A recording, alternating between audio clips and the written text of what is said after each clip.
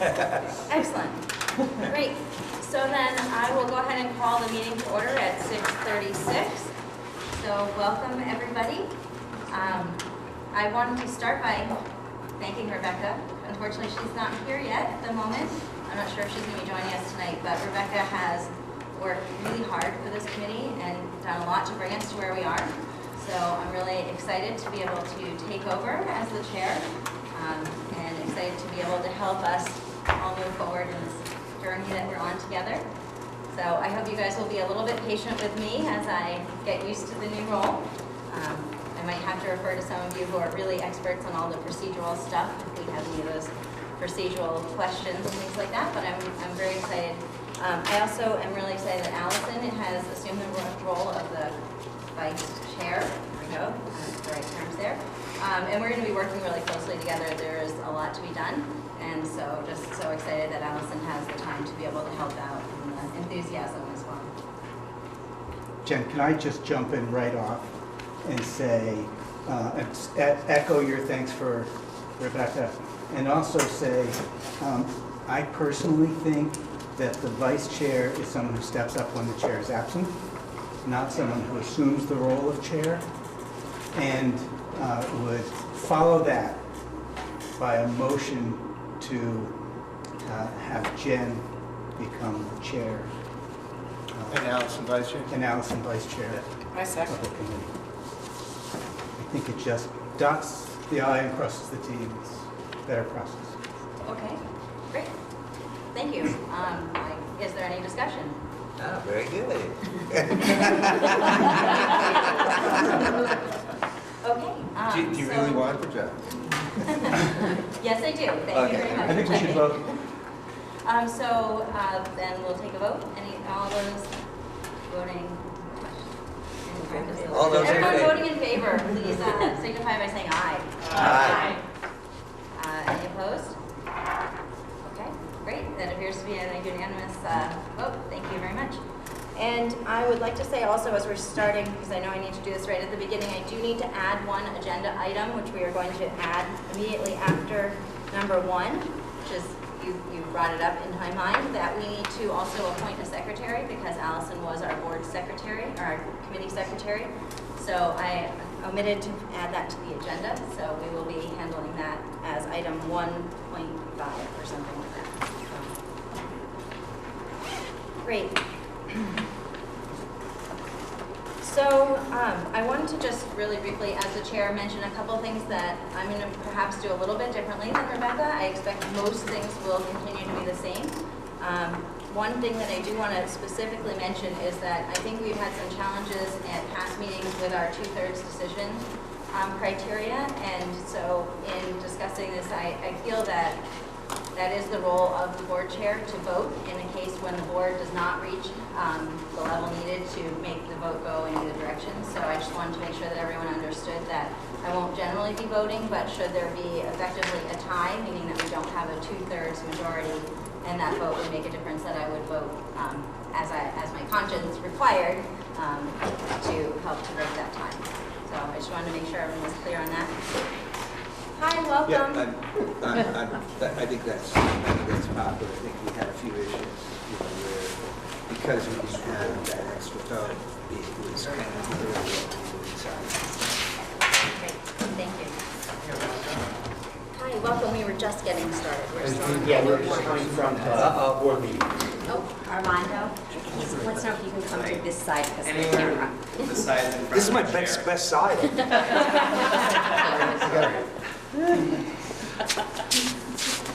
Sure. Great, thank you for your flexibility and and your flexibility. I appreciate that.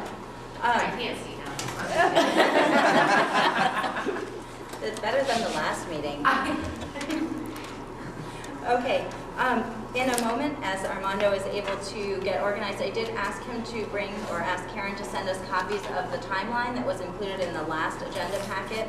I do think it's important that we stay focused on that timeline. That's basically what needs to happen between now and if our current expectation of having a vote on the November election day. So I will keep that in the agenda packet going forward, since yeah, if you would pass that around, that would be great, just so everyone has that to refer to.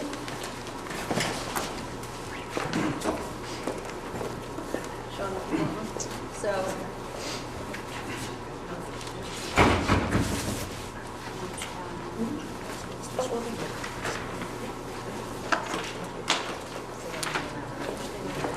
Yes. so as that timeline is getting passed around, I think Andrew made a few slight modifications to it, but it should be very similar to what was in the agenda packet last month, or last meeting, so that shouldn't be any new information. I do think it's important that we as a committee keep focused on this timeline. We have a lot that we need to accomplish in the next few meetings to be able to stay on this timeline. And so that's why I think it's really important to keep it in front of us. With that being said, I want to add one more comment. So I know my experience on the Moncton board is we often discuss things at length, sometimes at too much length, for those of you who come to those meetings. But we discuss at length and we often reach a point of consensus, of everyone pretty much being on the same side, and we often have unanimous votes when we come to having a motion. My personal feeling is that I'm not certain that this committee is going to reach a point of everyone being in consensus. I would love to be proved wrong on that, but I see that with the work that we have in front of us in the next couple of months, that we are likely going to need to accept that we may not get to a place of a consensus, that we may need to handle things by motions and by votes. And I really just encourage everyone to embrace that process and to accept that we as a committee need to decide how we want to move forward. So I'm just going to finish up here on the item 1. Madam Chair? You were commenting to us about we're going to be making our decisions by vote, and not everybody's going to agree. And I'm not sure what the implications of that are. I think that's fine. I don't have any problem with that, but I still think it's important that we have a fair process, that we make sure that we have all the material that we need to make a decision before we make a decision. And I think we should be respectful of everybody that has different, they may be different views. But I think, Yep. I think that's important. So, yeah, I mean, we could start, I mean, I just don't want to start down a path where we're going to say, okay, motion, right? So, Herb, thank you so much for the comment. I mean, I do want to stay focused on our agenda, but I appreciate the concern. I'm not trying to say that I want us to just plow forward and not consider any concerns. I fully expect that we will have time for discussion, but I also think that it's important to recognize that there are times where we as a committee will need to make a decision, and that we will need to accept that if the 2/3 majority of the committee makes a decision, then that's the decision that we need to move That's forward. entirely Right? And I would love to be able to make a decision that is unanimous and that we all agree that that's the way we'd like to move. That may not be the way that all of our votes are able to happen, but I think that that's an important part of the committee being able to move towards the timeline that we have approved by a 2/3 majority. Great. So we have a fairly aggressive agenda tonight. You can see we have a lot of topics to cover. I think if you just look over it briefly, there's kind of a couple of really important goals for our meeting tonight. So one of those is to make some decisions around our governance structure. You can see that as agenda item number 5. So we cover that kind of in 3 sections. My hope is that we will come out of that with a model to pursue. At a minimum, I expect that we will eliminate models that we do not want to pursue and any further consideration. Okay, so that's sort of what I think the biggest thing that we as a committee need to accomplish tonight. The second piece that's really important, you'll see under agenda item number 6, is starting to think about our articles. Right? So there's a lot of work that needs to go into the articles, and that is work that we really need to start thinking about. And that's something that we can start even if we haven't fully 100% picked the one model. We can start thinking about the things that are really important to us. Really, our goal here on this agenda item is to think about what topics do we need to have on our next agenda to talk about with these articles? So what are the things that we can go, oh yeah, no big deal, that's just going to say that we're running a K through 12, pre-K through 12 school, for example, right? And then there are other articles that maybe we need to have further discussion as a committee. So that's the goal of that agenda item. Madam Chair. I mean, you're saying these things, and we can wait till number 5, but I really don't think it's fair to have a final vote on what structure we're going to pursue at this stage of the game without hearing from the public, without having all the data, without having more of an opportunity to talk about alternatives. Great, so I really appreciate that comment, and I think that is definitely part of the conversation we can have when we get to topic number 5. I do want to let you know, though, that I have personally heard from members of this committee who feel that we are ready to make that kind of decision. So I think that's something that is great for us to discuss when we get to that item. Nancy, I want to stick to the agenda. I know it's a difficult. We've been working our way towards this, so I don't want to rush through it, but I would like to make sure that we cover the other items that we have on the agenda. So I'm going to move on to our added agenda item to appoint a secretary. So Allison had been serving in that role, so that is now vacant. We are not actually required to have a secretary, but I know that we would, I would personally really appreciate having that additional support. So really the tasks of the secretary officially are to take minutes if our minute taker is not here. We're very lucky to have Shauna taking our minutes now, so that doesn't seem like something that is going to be likely to be required soon. Also, we're going to be looking for some support as far as doing the doodle to figure out the meeting dates. I'd really like to be able to do that using technology. I know Stephen has done it for us in the past, so he might be able to provide some coaching for whoever should take on the secretary role, should it not be Stephen. As well as working with Karen. Karen is organizing with the schools when we're having a meeting at a school, but it's just working with Karen to make sure that our rooms are ready for us, that we have a Wi-Fi password. So that's really all we're looking for. So at this point, I would love to accept any nominations for secretary. You are welcome to nominate yourself, should you feel inclined to do so.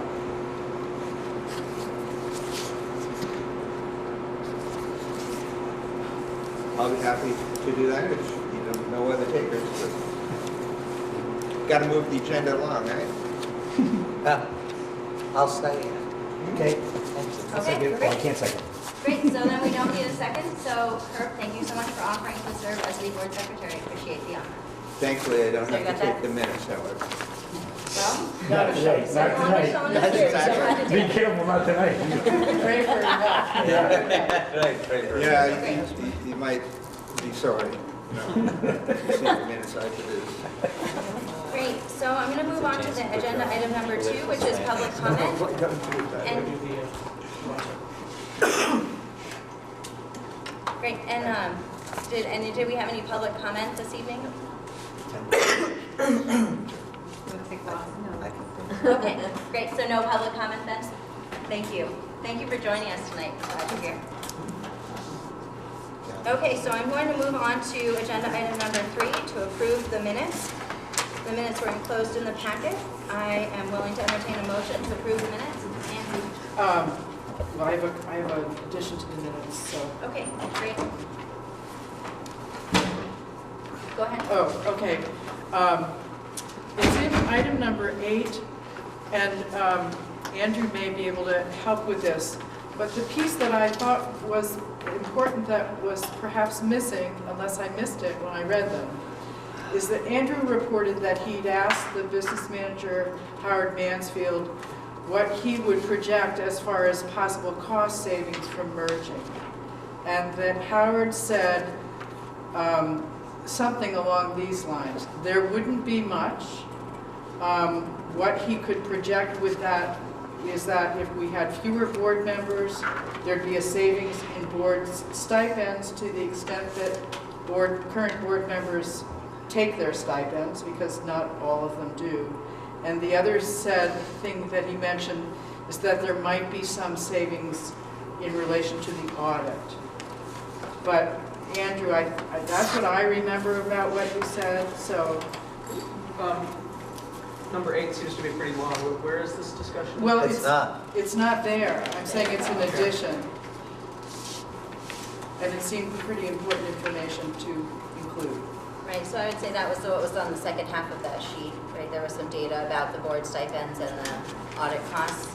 It wasn't, the information that Andrew provided from his conversation wasn't on that sheet, I think. Yeah, it's the bottom.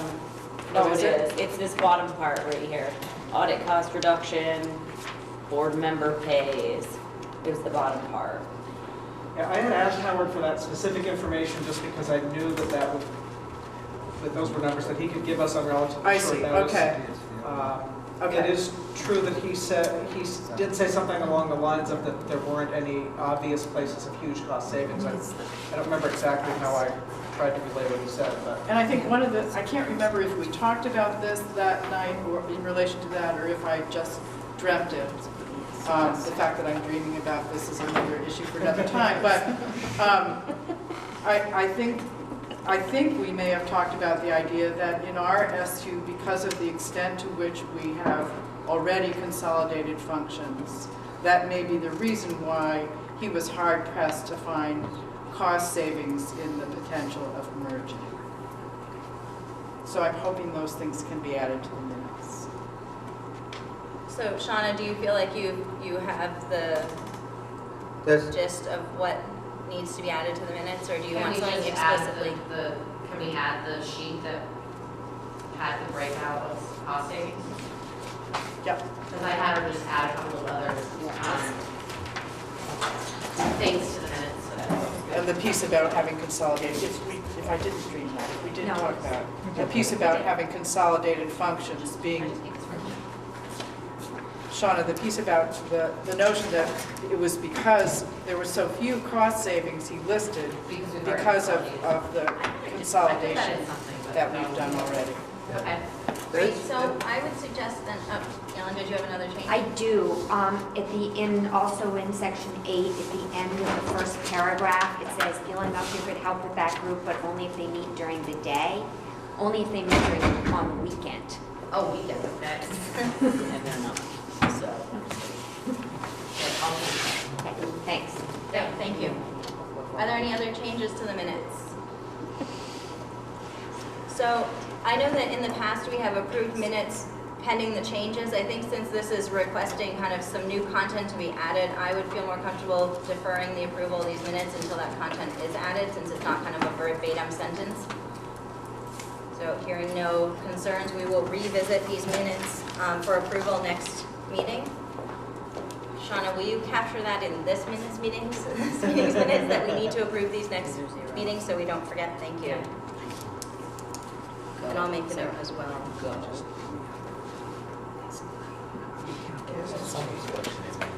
You're in, Armando.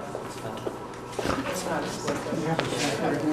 Okay, I think it looks like perhaps there's some concern about the meeting, the wireless password, is that getting passed around? Yep. I'm so excited to have our secretary be in charge of having the wireless password for our future meetings so that it does not require so much drama challenge. Every time. Great. So I'm going to move on to... Yes, not wireless. I'm going to move on to agenda item number 4, the update from the working groups. So the first working group on the agenda is communication. So I guess I get to provide that update. I'm going to give a brief update. At this point, the communications working group, mainly Allison, who has joined our group graciously, has been working on formatting the survey for printing and also has prepared a postcard. And do you want to give any further update about those? I've created a postcard and hopefully we can mail that out soon, preferably tomorrow,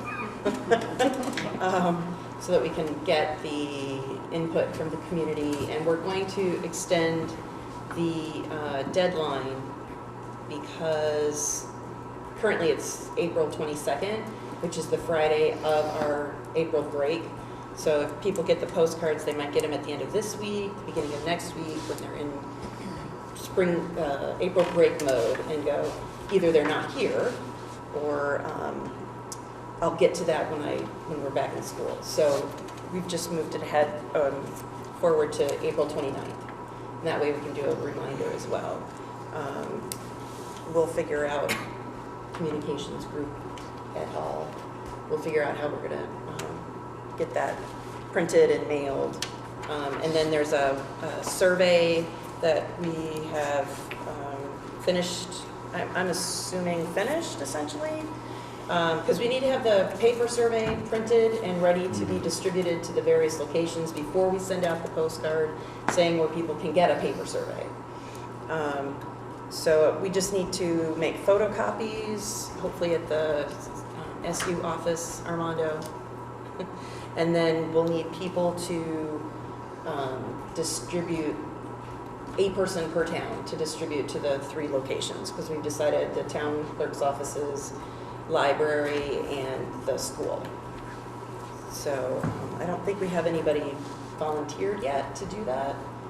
So we're happy to take names for individual towns. So Bristol, Kate, New Haven, Sarah, Moncton, Steve. Sorry, Sean, do you want us to say this louder? Or Yes, please. Okay. Okay, so volunteering to help us distribute the surveys, we have Sarah from New Haven, Kate from Bristol, Stephen from Moncton, Mike from Lincoln, Starksboro, Nancy, Starksboro. Great. Are you good, Steve? How to add something? I'm good. Just quickly, I did call Precision Print to ask about how the mailing physically happens. They are very familiar with mailings out to the 5 town districts, so they know all about bulk mailing to 3 out of the 5 towns, and then individual addresses to New Haven and Moncton, are the outliers. So. Excellent. Great. So, and I just wanted to share 2 other things. So I did look at the electronic survey responses. I didn't bring copies of that tonight, but we're up to 198 responses in the electronic survey as of this evening. So we did repost reminders in some of the communities. I didn't hear back from everyone that it got posted in all the communities, but in many of the communities we did repost a reminder. So we are seeing those responses coming in. I haven't gone through all the comments, but the sort of trending on how the respondents feel about likely support of unification continues to be strong, with about 75% either likely or highly likely to support the unification of the pool of 200 people that have responded. One other coming objective for the communication group would be to plan some type of a community engagement, maybe a focus group style community engagement in May, perhaps around the discussion about the articles and what types of issues are of significant interest to the community. So that's on the slate as well for this group. With that being said, with myself taking on the role of the chair, I think it would be great if there was anyone else who might be willing to participate with the communications group. There's a lot to be done. I know that we've just been, just all the logistics, even around getting the printable things together, there's just a lot of work to be done. So if there is anyone who would be willing to join, Mike, excellent, thank you. Okay, And is then there anything else? I think now would be an appropriate time for me. My views on outreach to the public has not been a secret. I'm sorry, I didn't get, My views on the public hadn't been. it hasn't been a secret. I've been expressing it a lot. Not been a secret. I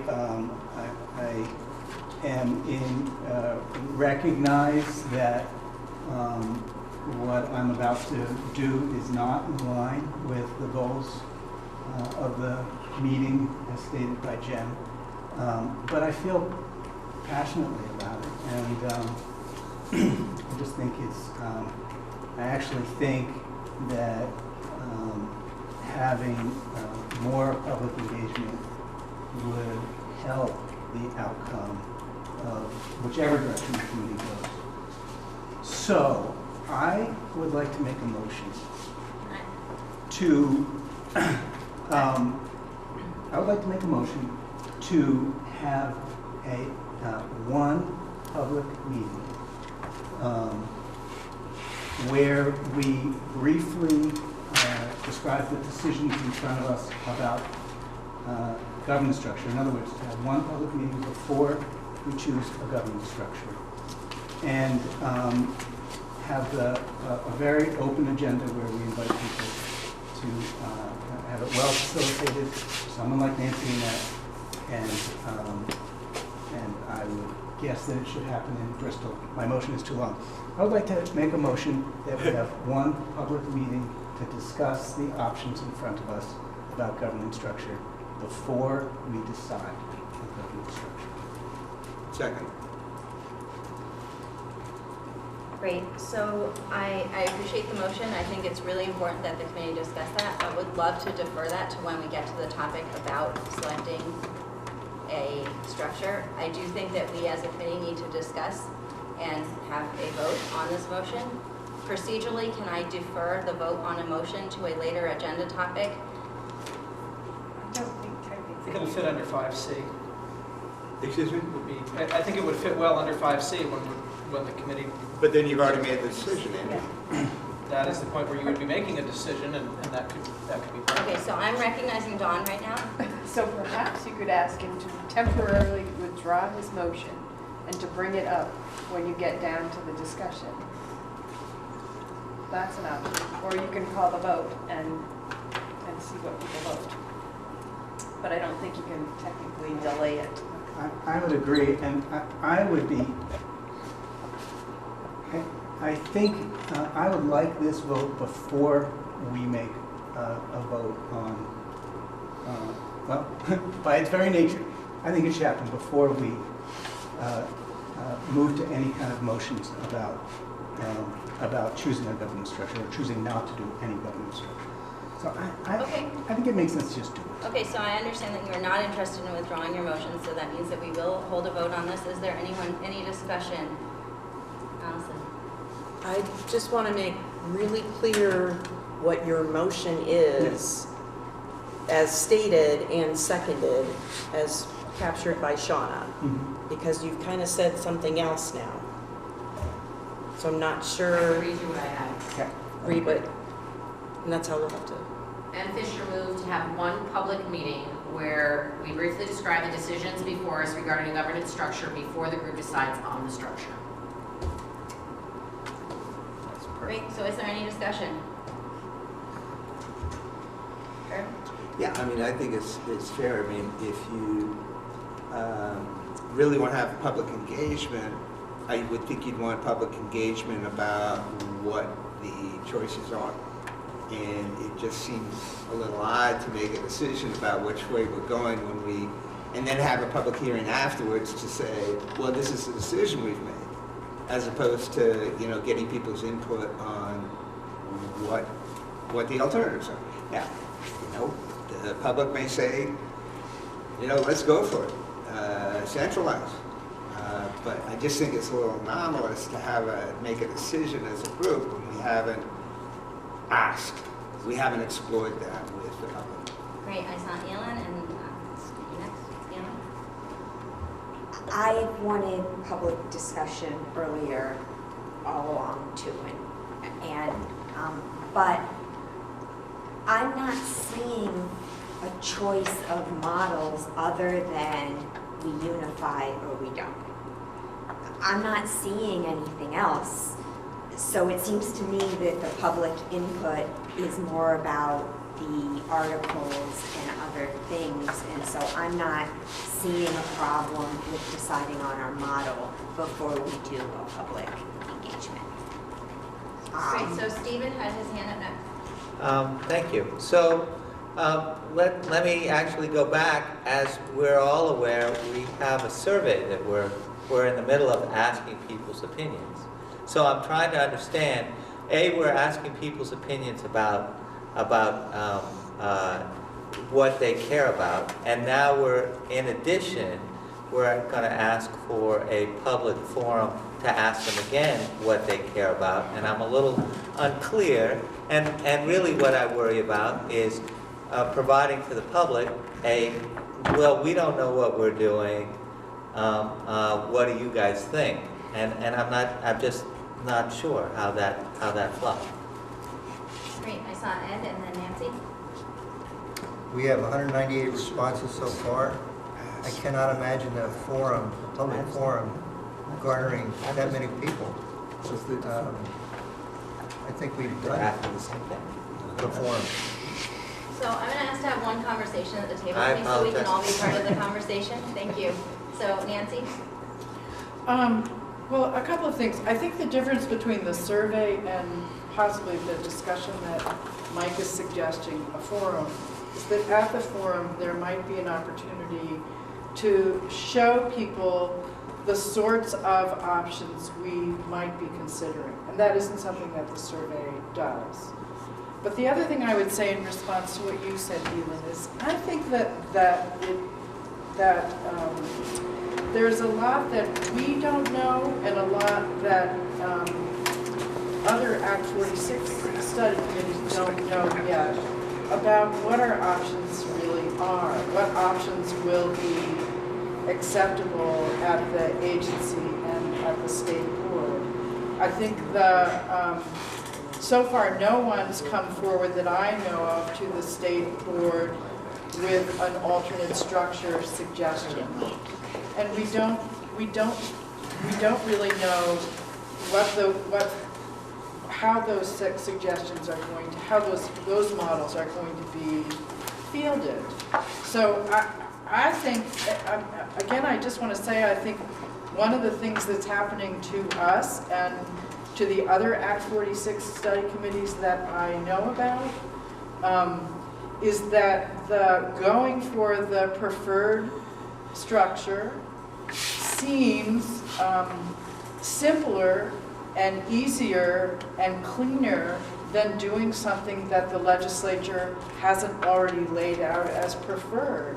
And I think that it is enticing to go for that because it looks simpler and cleaner and we'd be done a lot sooner. But I don't think that necessarily means that it's the right avenue.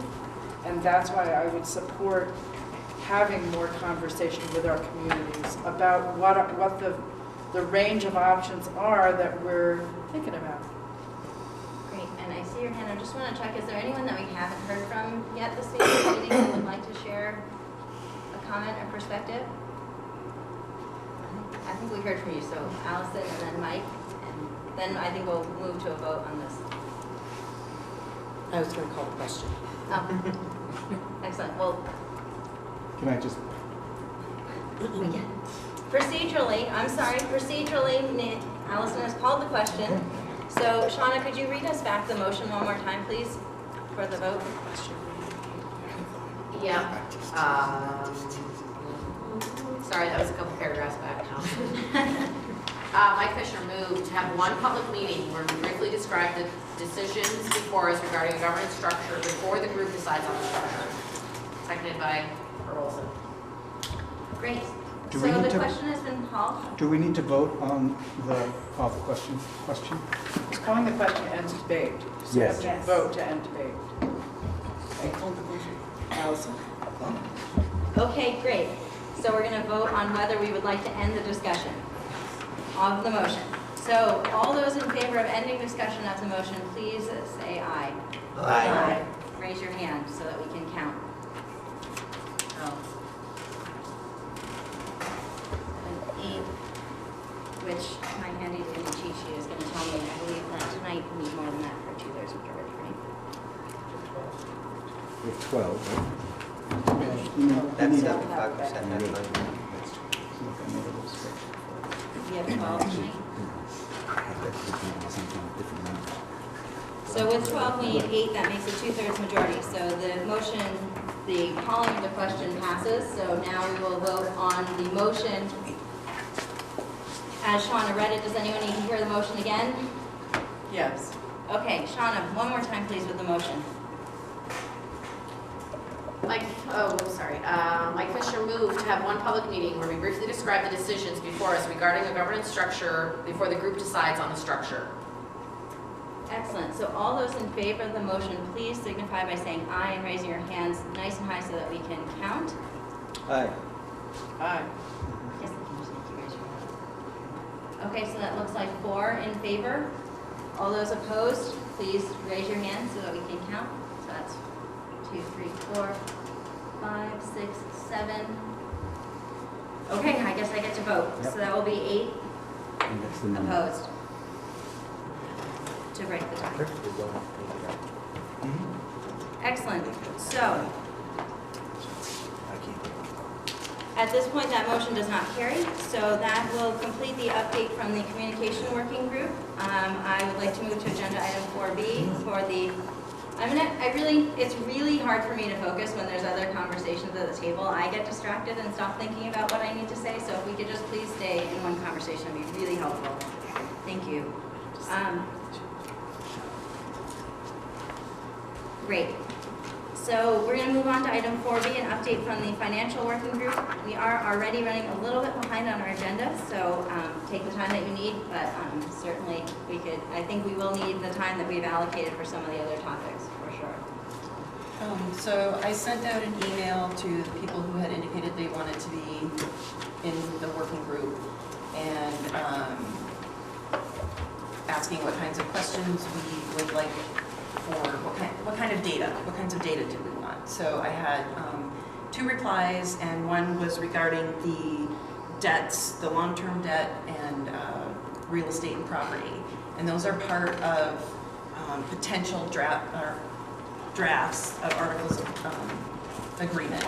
So I sent that to Andrew, who then sent it to Armando to request from Howard a synopsis of the Addison Northeast Supervisory Union's long-term debt and real estate and property. So Armando has pulled it. Each one is a packet, sort of. So each one is a packet. I'm just going to pass these along. Armando brought this tonight, so I haven't had a chance to look at it, which is fine. I'm just going to pass it out, and you all can look at it after the meeting, and we can discuss it at the next one. But it's at least a start. And then another request came in with a list of requests, and I knew that this week is all of the board meetings, and I didn't want to overwhelm Howard because he's doing 7. Yeah, He's doing and 7 actually budgets. he's out the rest of the week as well, so. Okay. So I at least wanted to make sure that something that is a part of the report and potential articles of agreement got at least started. So that's that. And There's one more copy here. Did everyone get?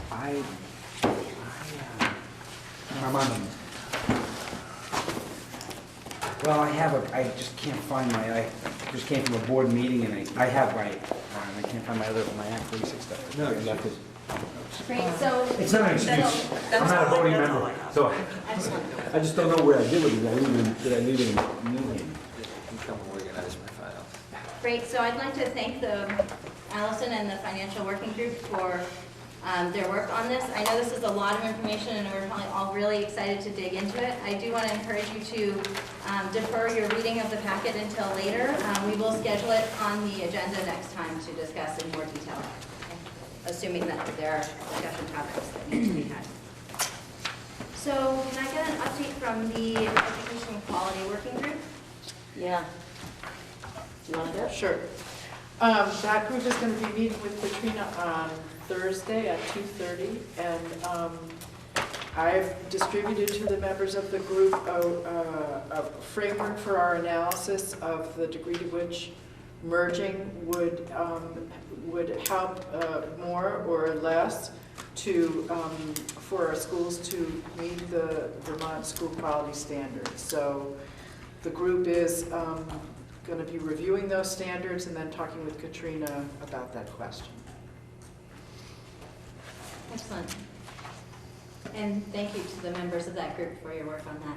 Is your question related to the education quality Yes. update? Yes, it is. Excellent. I'd ask that, when I was thinking about equity, and I brought this up, equality and equity before, and I don't want to lose sight of the equity portion of that, because one of the goals of Act 46 is to encourage and support, what we're doing in terms of providing substantial equity in the quality and variety of educational opportunities statewide. And I think sometimes our focus has been too narrowly put in terms of quality and equity on our supervisory union, our FICAMs, and our schools. So I'd ask that this group, in all their other work, pay some attention to trying to figure out what metrics are important for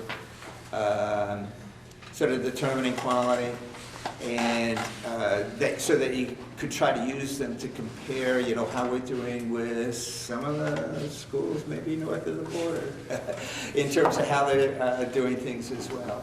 I think that would give a lot of comfort for folks, and I think that is really probably the proper goal that we should be seeking. So that's my request. So if we could just have maybe a 30-second clarifying. Is that? Well, our focus is the education quality standards. They're very specific standards, and they don't, I'm not sure they really, that analysis is going to answer the very important equity questions that Herb is raising. At our last meeting, I suggested that we have working groups on all of the areas related to the goals of the legislation and any additional goals we might have, and the group decided not to do that. So Herb is raising a question about one of those goals that we don't have a working group about. And I'm not sure what we want to do with it, but I dare say equity is pretty important. Excellent. So Nancy, you're clarifying that the working group around education quality will not be looking at equity, but we'll be looking at quality compared to the education quality standards. Unless the group wants to give us a different charge. Okay, great, McNeil. I guess I assumed that we were looking at both equity and quality. Equity and the education quality standards? Yeah. Is that what you understood? My understanding was that we were looking at equity and also looking at education quality standards. That was my assumption when we met at our last meeting. I could have been reading into that, I don't know, but I made an assumption. That was my understanding. And perhaps we could meet with Katrina and she could say, that's too big, I think we need to narrow our focus, maybe we need to have another committee that's looking at this, or a working group that's looking at this. I'm not saying that's not a possibility, but I guess I would like to keep our options open and see what kinds of information we could get and which direction we need to head, maybe before we say that we're only looking at one area at this point. If that's what the group wants us to do, I'm open to that. Is that okay with you, Ed? It is. Okay. Excellent. So at the next meeting, in the update from the education quality group, could you update this committee on whether you feel we will be able to include looking at equity, or whether that would need to be a separate effort? Yeah, and I'm just gonna go back now and look at my initial correspondence with Katrina and see what I said, what I even said to her about it. I'm I'm not going to sure. be back in the minutes, too. I didn't see it in the minutes. I just did that. Okay. Michaela, excellent. I do recall that, I just don't think we got into the minutes. Right, Which I right. don't care about. Yeah, So No. I think it sounds great. I'm glad to hear that the group may be able to take that on, and if that's not the case, then we could address at the next meeting whether we need to do some other way to explore that. I think that we do need to be reasonable with ourselves about just the number of people that we have, the number of hours that we have available to explore. So I realize all of these questions are incredibly important, but it takes 2 weeks to get a group together because of everyone's schedules, and having more groups doesn't necessarily make us able to get more things done. It just takes longer to get the same things done. So I want us to make sure that we're prioritizing so we can actually do the things that we're committing to do. so I was just looking at my correspondence with Katrina that says equity and quality. Okay. And Then she I agreed to it. misunderstood. So, Thanks. Great. maybe we'll find, it doesn't work, but. And if you guys don't feel too far in that process, I'd be happy to join your group. If you don't feel like it'd be too big. We haven't even met yet, so. Can you join us on Thursday at 2:30? central office. in the SU. Okay, great, so Kate will be joining the quality working They're group. not as helpful in finance, but I will still stick with finances and try to give my two cents per percent. Excellent, and I actually had intended to say, when I was looking for folks who might want to join communications, that we had a lot of people sign up for the financial working group, and I thought it would be acceptable that if someone wanted to change, you can obviously do more than one, but also, you may not need to have so many people on one and few on the other, so that's great that you're able to do that.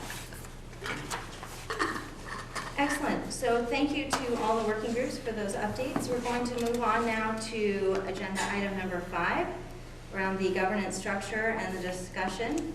So I'm going to go ahead and get started. I know we have a number of things that we will be discussing under this topic. I want to start by just addressing the item that was included in the agenda packet.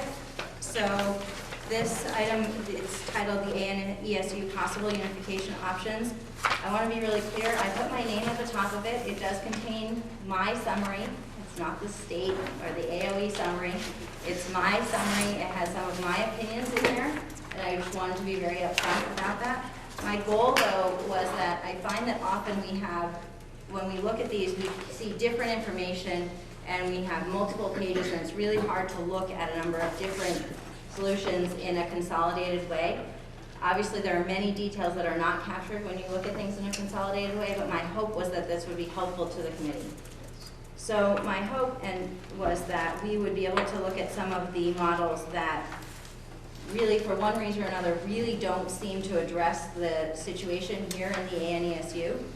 And I had listed 3 that I think would fall into that category. I'm going to ask Andrew just to talk really briefly about those 3 models, and then we can decide if we feel like we would like to make a motion about any of those, if we feel that we need to have further discussion, if we want to address them individually. Any of those things are possible. What will happen is that I do expect that her, perhaps together with other committee members, will then spend some time talking about the alternative governance proposal that has been included. It was also included in your agenda packet. There will be time for a question and answer and the opportunity to make a motion related to that model. And then talking further about some of the other models that seem perhaps like they might be they might perhaps be a fit for our district. So with that being said, Andrew, would you like to talk briefly about the first 3 that are on the page listed as models perhaps less suited to Addison Northeast? Absolutely. The first 2 models that are listed simply don't apply to the governance structure that you have here currently in Addison Northeast. The side-by-side model, which I think we had talked about this in an earlier meeting, and we're just looking to kind of confirm that these don't apply. The side-by-side model is when you have a supervisory union where you have 2 different groups or more of districts that have different operating patterns.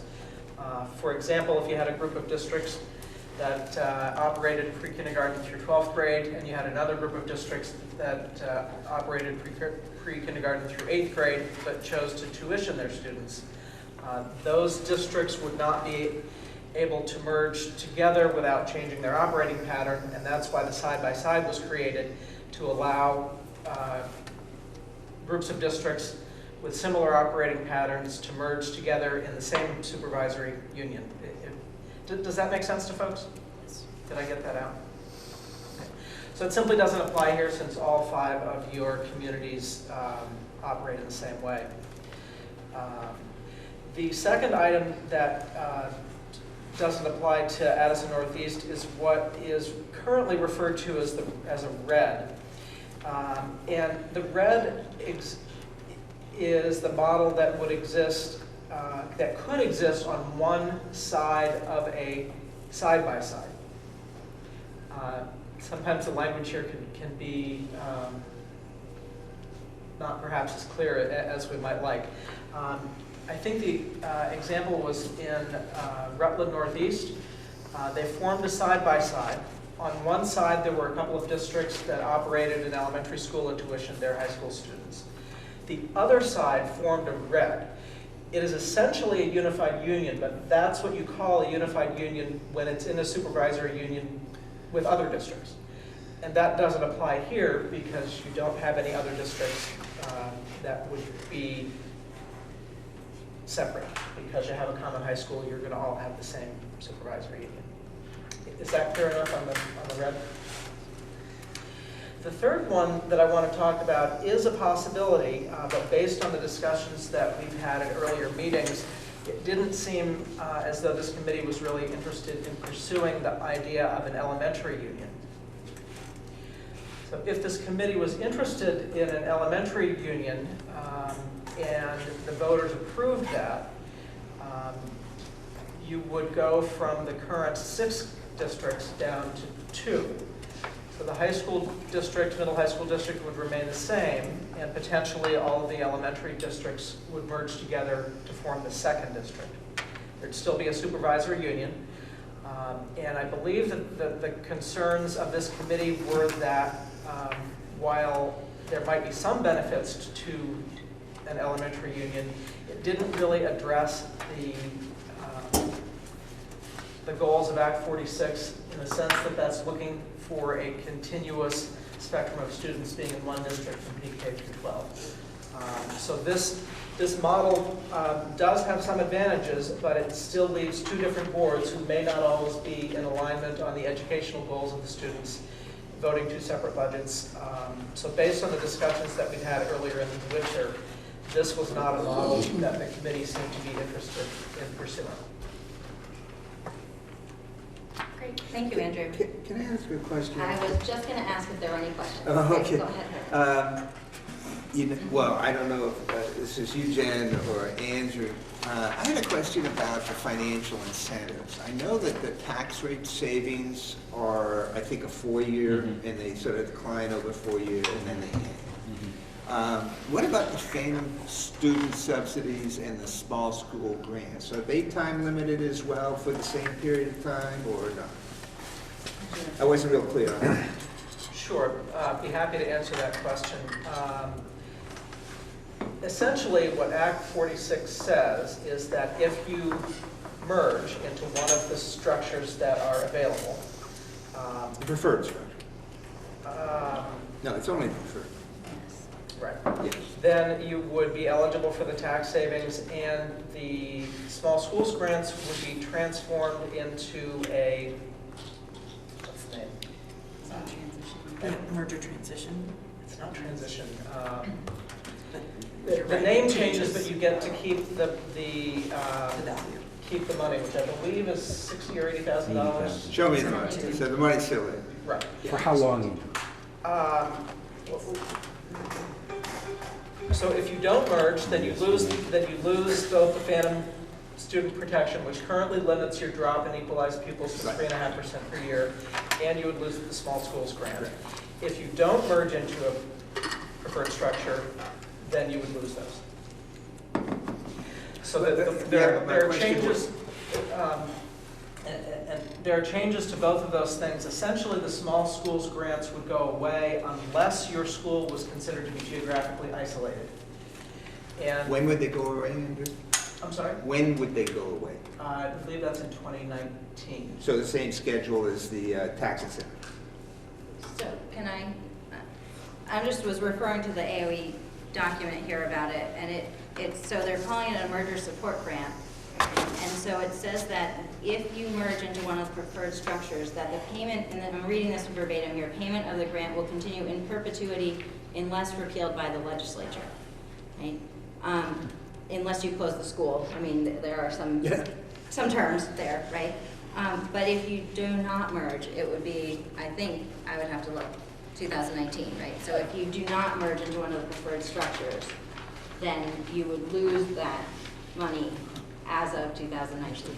And that was for the small school grant type, do they call it something different? So that's a merger support grant. It would be called a merger support grant. It's If you the merge. same money. It's the same money, but they just changed the name. And is that also the case for the phantom student subsidy? So it's a little bit more complicated. The phantom student calculation currently is the 3.5% per year. is the most that you can drop. And if you merge, then you keep that calculation. If you don't merge, then on the same schedule as losing the small schools grant, that calculation changes to where, and it depends on, over the course of 2 or 3 years, you would lose all of those phantom students. There is still an ongoing limit of 3.5% per year, but instead of being based on the number of, instead of being based on the calculated number of students from the prior year, it would be based on the actual number of students. So you can only lose 3.5% of actual students, but not this sort of tail, as it's referred to in the legislature, where if you have a large drop, you keep phantom students for a potentially long period of time. Okay, so, yeah, well, that's, so if you go with the preferred structure, you keep the phantom, the sort of tail grandfather type of phantom student calculation, and that's in perpetuity as well? You keep the favored calculation unless the legislature decides to repeal it, yes. So that's about as in perpetuity as you can get. Yeah, no, thank you. I just didn't understand the difference between, what was temporary and what was permanent. Great, I saw Nancy and then Steve. So the amount of the small schools grant that you've listed here, I think we have 2 schools that are currently receiving the small schools grant, Lincoln and New Haven. Is that, or is it just New Howard Center? There's only one. Yeah. And is this the amount of the grant right now for that It's around school? 70,000. 72? Yeah, we 72 got that yesterday. number from Howard last Yeah. week. Okay. We had the opportunity to ask him some questions in passing, and so we got that. And if we were in any of these preferred structure situations, that merger grant would go to the entire school, unified school unit. It wouldn't be directed at a particular school. Right, It would just be a revenue that gets distributed. great. Steve? I had a very similar question, but about the phantom students. So in a unified school district, I had these phantom students, but now I've got a bigger student body, and it wasn't clear to me how we deal with phantom students. Do you understand my question? I mean, so let's just pick one. I'm not saying it's true, but let's just say I have 10 phantom students in New Haven or in Moncton. I'll make it Moncton. So I have 10 phantom students in Moncton. Now all of a sudden, we've got a unified school district with, 5 times as many students. How does this calculation, I mean, I get the phantom students, so it's 3.5% of, so I would guess that it would be, I've got my 10 phantom students, it gets included to my 5 times as many students, and now I can only lose 3.5% of these 5 times plus the 10 students, the aggregate plus the 10 phantom students. Is that a fair statement? Or have I really bollocksed it all up? I'm not sure I can answer that question on the spot here with 100% accuracy. So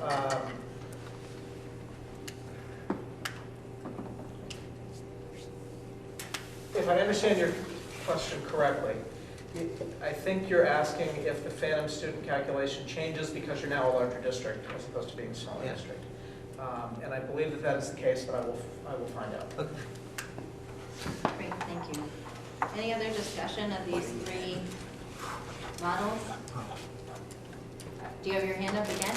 No, I do not. Please just tell me to be quiet. I'm not going to get slapped the 3rd time.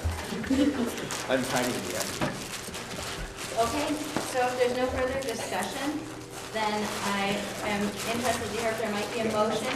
I think that at this point, my hope, although obviously my hope is always to do what the will of the committee is, my hope though is that perhaps that we might be able to make a motion to exclude 1 or more of these models from our consideration for the different reasons that have been discussed. I'm wondering if anyone would like to make such a motion. Ed? I move that we eliminate the side-by-side in red as alternative governance models. Second. Great, so did you get that motion, Shauna? The side-by-side with the red. The side-by-side and the red. And red. Yep, so that was a motion by Ed and seconded by Steve. Is there any discussion? Great, all Can I- those in, oh, I'm sorry, go Can ahead. I just ask the motion maker why you didn't include the elementary, the layered, the third one? In your motion? Just to cut to the chase a little bit, I expect there'll be a little more discussion around that third alternative. Great. So all those in favor of excluding the side-by-side and the red from the models under consideration, please raise your hand. Do I need them to say aye also? No. No. Okay, thank you. That was easier than that. We got 1, 2, 3, 4, 5, 6, 7, 8, 9, 10. 10, all those opposed? 1, great. So the motion carries.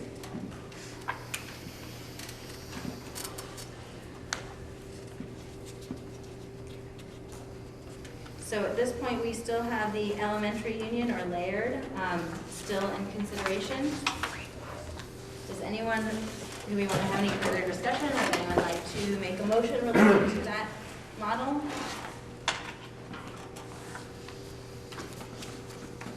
Okay, Allison? I'd like to make a motion that we eliminate the elementary union layered similar option from our possible unification options. Is there a second? Seconded by Sarah. Great, thank you. Any discussion? Ed had predicted discussion. Great. Hearing no discussion, we'll go ahead and move to the vote. So all those in favor of removing the elementary union or layered model from our consideration, please raise your hands. Wait, so that's 1, 2, 3, 4. Herb, is your hand up? It's halfway. 5. Is it half or is it not half? I'm sorry, I can't take a half. Is it up? It's up. There we go. 1, 2, 3, 4, 5, 6, 7. And those opposed? Do I have to vote? So that's 2 opposed. Any abstentions? 2 abstentions. Okay, so that makes our vote 7, 2, and 2, which means that it is a tie. So I will vote, and I am going to vote in favor of the motion. So that means that the motion carries.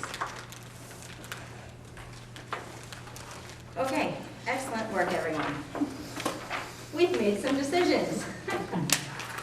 All right, so next we are going to move on. We're still continuing to discuss the governance structure, and we are going to move on to discussing the Olson alternate governance proposal. Included in your agenda packet was the memo, can I call it a memo, that Herb had handed out at the last meeting. So we did include that in the agenda packet to make sure everyone had a copy of that to review. I did ask Herb, together with anyone else who would like to help to, yes? I'm sorry, Yes. is there going to be discussion of whether to eliminate any of the other models? So the plan is to allow Herb an opportunity to speak about the model that he's presented, the alternate model, and there would be time for discussion, and then we will continue to discuss the other models. The unified union, the modified union, and that one, okay. Oh, and perhaps that was confusing because of how they were structured in the. So I apologize if I caused any confusion on that. My thought was that it would make sense before we got into discussing the models that we may really want to consider, to make sure that we have an opportunity to understand what Herb and others may be suggesting in their models, because I think it would be premature to eliminate anything without having an understanding. So that was my intention. So when the agenda said eliminating models not well suited, you did not include, that was, one could argue that unified union and modified union are also not well suited, but I understand what you're saying, so go right ahead. I will work on improving my agenda Oh, no, wording. Jen, you're doing great. for the You're doing next great. meeting. So I regret if that caused any confusion. Okay. Great. Herb? Oh, I'm up. That's great. I've been waiting for this for a long time. And what I'd like to do, I know we don't have much time, but I would like, since the proposal actually isn't just my proposal, it's something that I've been talking to Mike and to Nancy about, and I would like to have them help me make this presentation. You know, we've been talking about this for a long time. Somehow it's never gotten on the agenda, and we've never had that discussion. So I think it's really important that we have that discussion before we take a final vote. The concept is, you know, I'm trying to, you know, I think people are still having a little trouble understanding what it is. The statutes allow for a plethora of different kinds of districts for schools around the state. Recently, there's this one that's been added, the Unified Union, I hate that, I'm sorry. The Unified Union District, which is a particular kind of union district. It's a kind of union district where if you vote to be a unified union, all the other districts in the region go away. You know, that's what's said in the statute. That is different than what's in the old-fashioned union district statute, where it doesn't have that language. And so I thought this makes a little more sense in terms of giving us a little more flexibility to try to develop a proposal to govern our schools that, you know, I thought made sense for our students, you know, give them a better opportunity and more support for the schools. So you know, it's so structured on that difference in the statute. It is a union, the proposal would ask to have a union district, and you go through the procedures that are outlined in 706 of Title 16, and that's how it would be done legally. And it's different than the unified district, which is the preferred district that folks in my affiliate want us to do. What the vision, I guess, is, you know, there are some problems with how we're being, have things structured right now.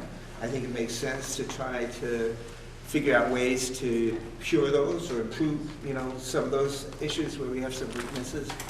At the same time, I feel very strongly, you gotta feel strongly that there are some good things about our current system, that if we go with a unified system, unified union, we'd be tossing away. And they mainly have to do with issues around maintaining that local connection and strong voter support for our schools. Nancy, you want to continue on? Do you have anything else to say? Well, I mean, I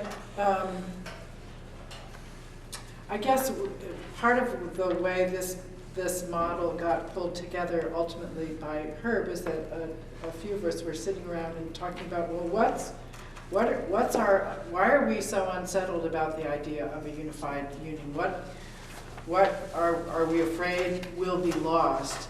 And when we think about, and also when we think about the different functions that a board serves, if some of those functions were going to be transferred to a unified union board, what functions could we transfer to a unified union board that would make sense that we haven't already transferred to the SU board or the executive committee? And so we sort of started making three piles of functions that we thought were important to stay with a local board, functions that we thought could go to an SU or a unified union board, and functions that we weren't sure about. And I guess I would also say that in addition to the stated goals of the legislation, I mean,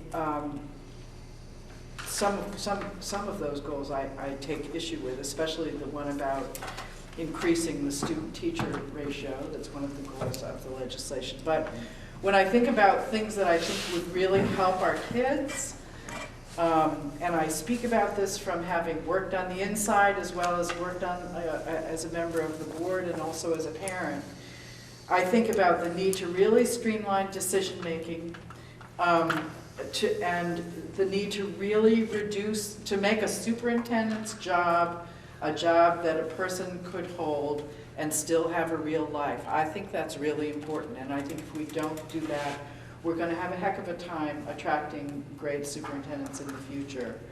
And I also think the other piece that I think is really, really important to preserve, and if we lose it, I think our kids are really going to suffer, is continuing to ensure that our communities are engaged in our schools, feel a strong connection to our schools, and feel and have a genuine responsibility for the schools. That communities aren't put in a place because of our governance structure where they feel like, okay, we're just abdicating our responsibility.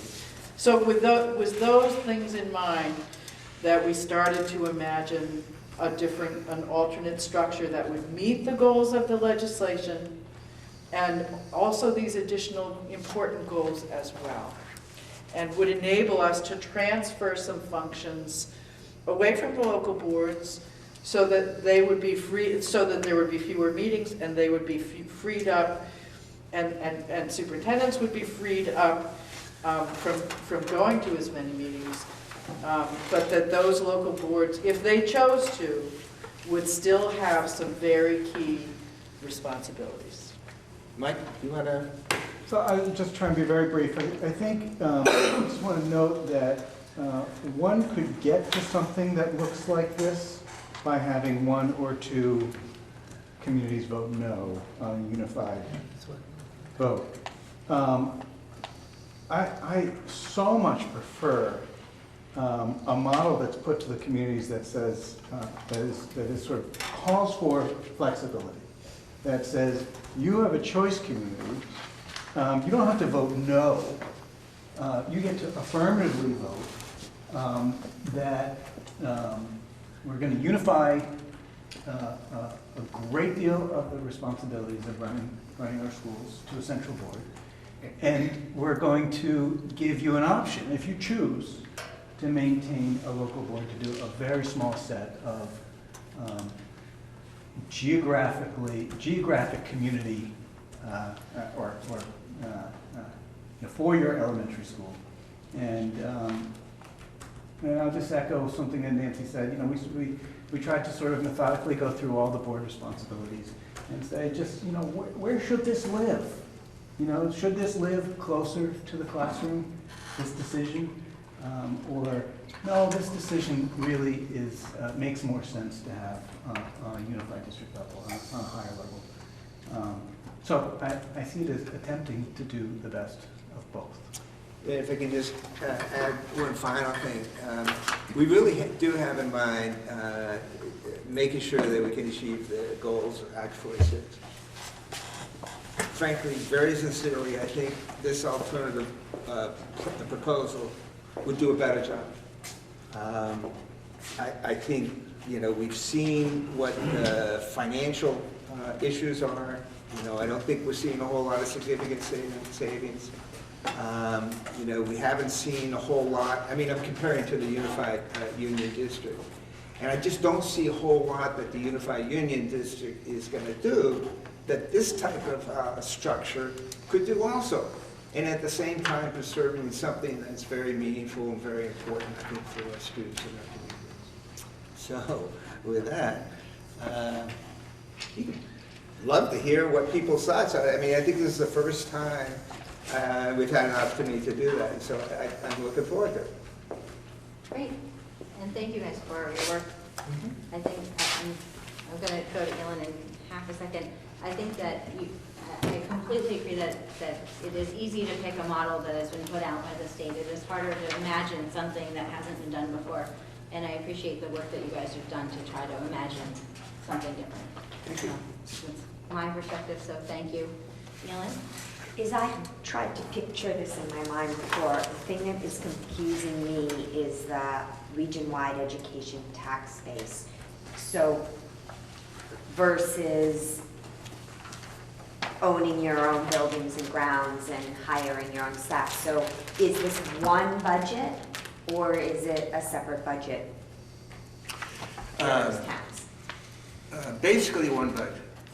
So the whole premise, I think, part of the premise of Act 46 is to get a tax base that's, one of the core premises, I think, is to make sure that communities are responsible for all the kids in the district. And one of the real ways of doing that is make sure you have a common tax base. And I think that's a part of this too. The only wrinkle there is if some town, if in the future, who knows what's going to happen. If in the future, everybody really is stomping down on some costs and not supporting the school, the local elementary school, we thought it might be a good idea to offer that town the option of increasing, the budget. We're not wedded, at least I'm not wedded to any particular provision here. What the main thing is to have some type of continuing relationship between the town and that elementary school. The budget issue, if we got into it, we could talk about that. We threw out, you got to get something on paper in order to have a discussion about it. So that's sort of it. Does that answer your question? Mm-hmm. Great. Ed? I have three things, and I feel as strongly about this as others feel about other organizations or other governance models. But for me, from my experience in a lot of different organizations, a clean, complete consolidation with one board that the whole community understands that's where you go if you've got an issue between my school and the adjoining school and how they're sharing resources and whatnot, that it's decided at that board, and only that board. It's not having to go to 2 or 3 boards. Second, from my experience on a board, I believe that the community support and culture surrounding one building has everything to do with the relationship between the community and its school's principal, not with the board. We almost never get anybody coming to our board meeting unless somebody is being let go or something like that. And the third thing is, as I sit on the Beeman board, I'm supposed to only be looking at K-6, but in fact, that many kids and more are over at Mount Abe. My attention really is split in how I really ought to be thinking about all the kids in my town from K-12, not just K-6, are being educated, and where are the equity issues and where are the quality issues. So I truly believe that yeah. And if I'm on that board, if I'm the Beeman representative to that one board, I have purview of looking at K-12 and all of its ramifications around the quality of their education. Actually, Mike's got his hand up next. Can I just ask that we have a discussion about this model before we have a discussion about why it's better or worse than any other? Because, this is the first time we've really talked about how this might work. So at this point, I think that committee members are welcome to make any discussion comments that they feel inclined to make related to this agenda item. So I'll attempt to stay on this. I went to a Lincoln board meeting not too long ago. A little bit confused, admittedly, about what was going to happen at it. But the only agenda was potluck with the community. That was the only thing that was going to happen that night. Board members showed up. The multipurpose room was stacked full of kids and families running around eating food together. And it's a sort of, again, it was a bit of a mistake. It was actually when I thought I was going to meet with the board to ask to come onto this committee, I came to the wrong meeting. But it's an example of the kinds of things that a board can do to bridge that gap and be in the role of bridging that gap between the community and the school. Great. I think, Herb, did you have your hand up before? Yeah, I just didn't know. Ed said something and I don't know how you want to handle that. I don't know if we're going to have a discussion or we're just going to make speeches, that's all. So my goal is to make sure that different members of the committee have an opportunity to be heard. So if you would like, I have No, recognized sorry. you if you have a comment, No, no? It's okay. I mean, I'll talk to Ed later, I guess. So, okay, if you don't want to make a comment, then I will. No, move on. I wanted to respond to something that Ed said. So now, do it. Now it's not- I would like to do that in Go the for it. committee forum. Now would be an appropriate time to do that. But you wanted to have other people talk, so I don't want to monopolize, so I'll pass. Okay, great. Steve, I saw your hand up. Yeah, and actually, I was happy that Mike noted that in some respects, or a little bit of respects, this looks like what would happen if an elementary school district decided not to join a unified union. But I didn't quite understand, and open to anybody who would want to respond to the question. So, and perhaps Huntington is my best example.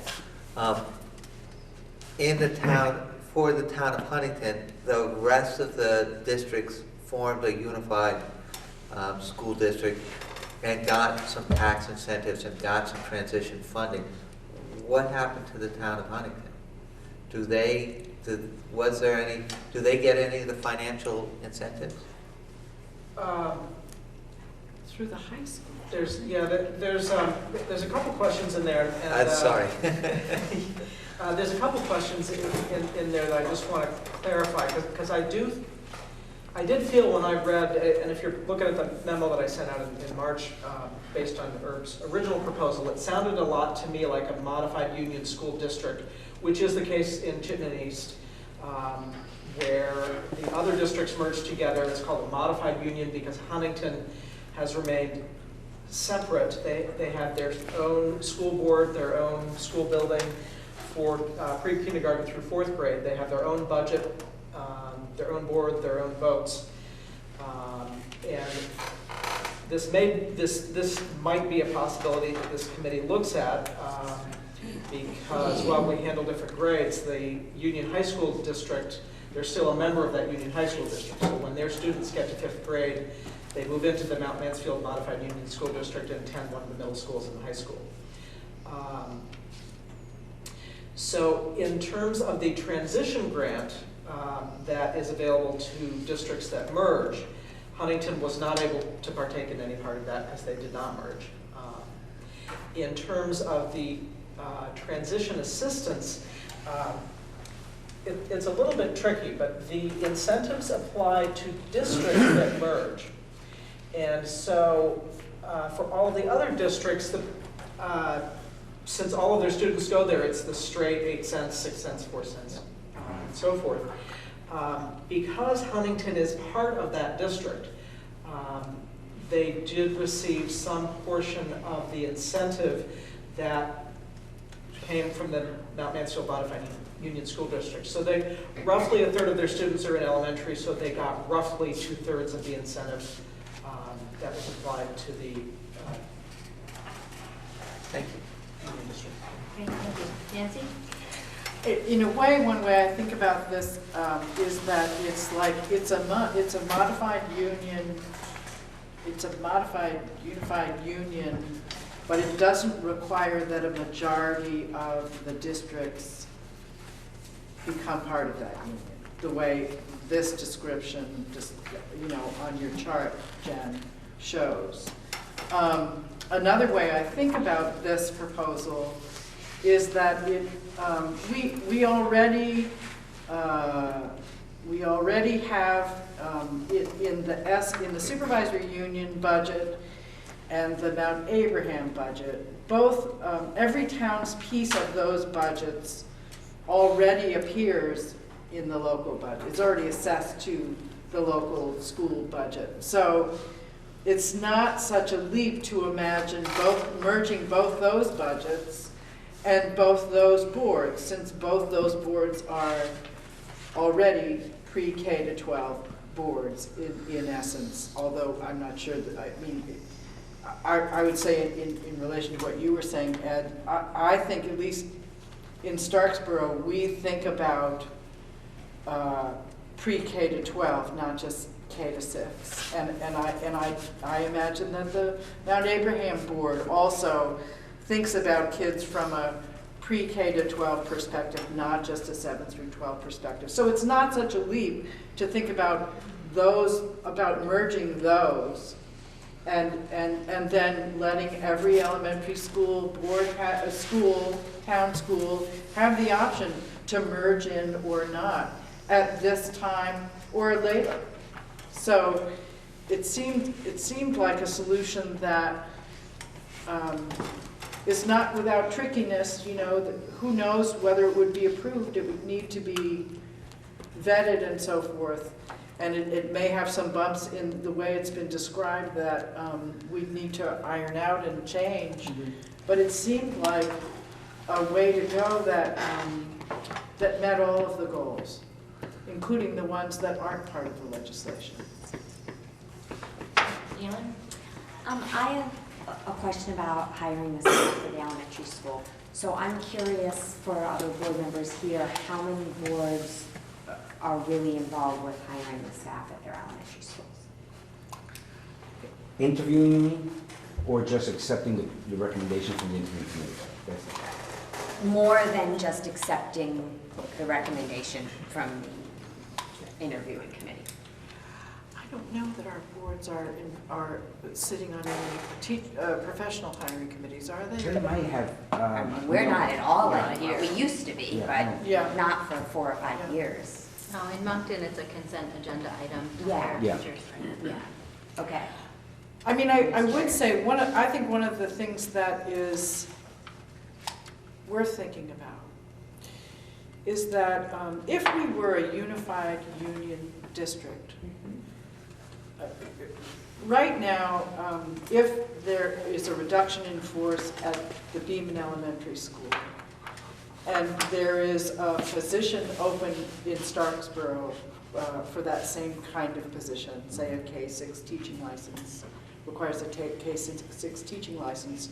The person at Beaman who has been reduced, who has been RIF'd, is certainly welcome to apply to the position that's open in Starksboro. And that person is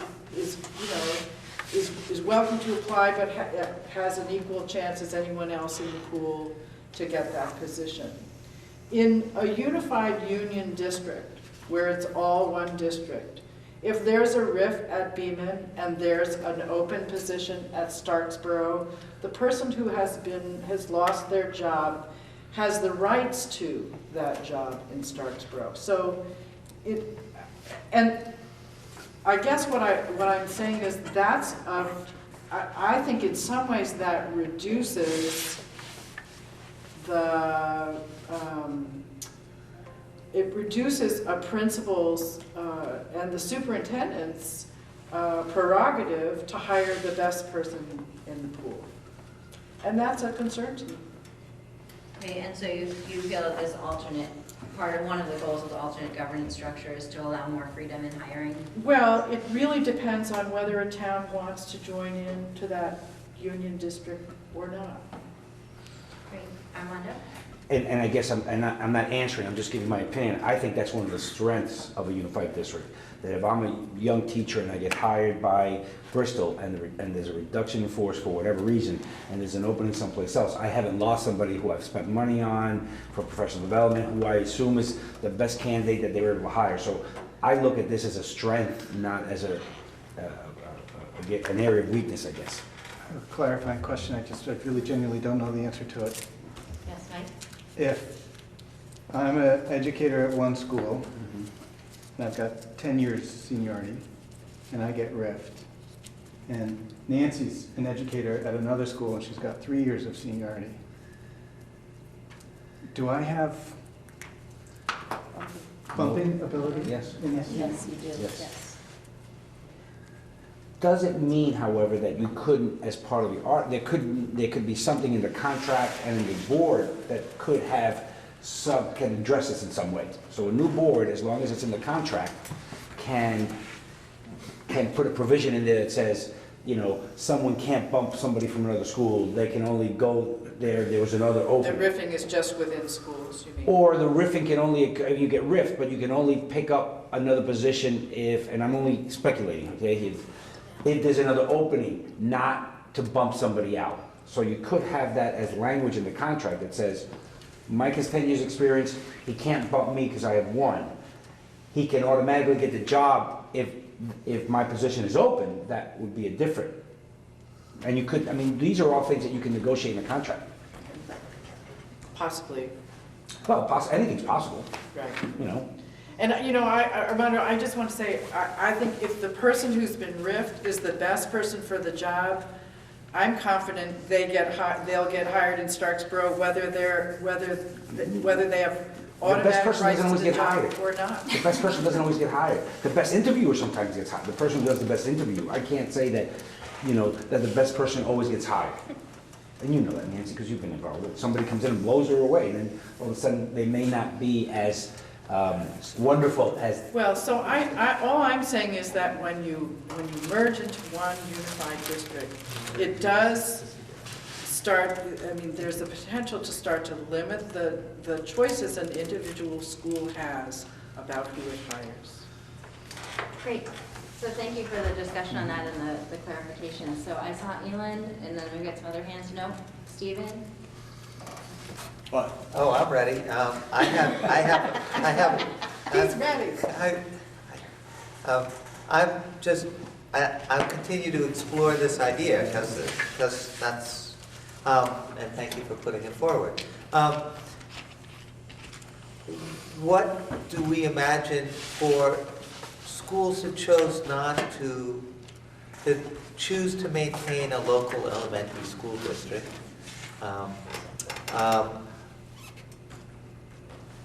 What do you think is going to happen to the phantom students? And the small school grants? Well, this is- essentially, the phantom students are mostly an issue at Mount Abraham. They're not really a huge issue, I don't think. We have some. You have some? No, I don't have any. Don't have anything from students? That could very well be, but I would also say, I think either Jan or Andrew said that the tax incentives would not be available for just the Plano Union District, and I think that is probably correct. Well, It's confusing. I asked what happens with towns where we're Right. going for a unified, I mean, we have one example, so I'm sort of asking about that. But now I'm sort of asking, how do you think it might work in this? As I understand it, it's sort of like optional for people to merge with the larger unified, this proposal is optional for schools to merge into the larger district. Yeah, that's true. And we certainly agree that they would get the tax incentives for sure. We're not quite sure what happens to schools that don't, and that would be a pretty nitty-gritty question, I would say. Well, they get their share of the. Merge, Of the high school, Abraham. sure. Those tax incentives, So- which are considerable. No, absolutely they are, and I was just sort of exploring the other piece of the pie, which was phantom students and Yeah. small school grants, right? And I think New Haven Can I gets just most of clarify one small detail from my reading of the different fact sheets that have come out from the AOE? If we pursue an alternative structure, which means not a preferred structure, that there are not tax incentives. So there would not be Mount Abraham tax incentives. Now, that's my reading of those documents, but And, well, in this scenario, in this alternative structure, Mount Abraham has merged with the SU, okay? That's a good question. So who knows? I mean, I suppose it's really true that we have to evaluate a proposal such as this based on the legislation as it's currently written. I would say that the legislation as it's currently written is different from the legislation as it was written when it was passed in the legislature. And there are a number of different people running for governor. They have some very different ideas about what should happen with Act 46. And I don't think we have to base our decisions based on what we know now, but I think we also know this is going to change.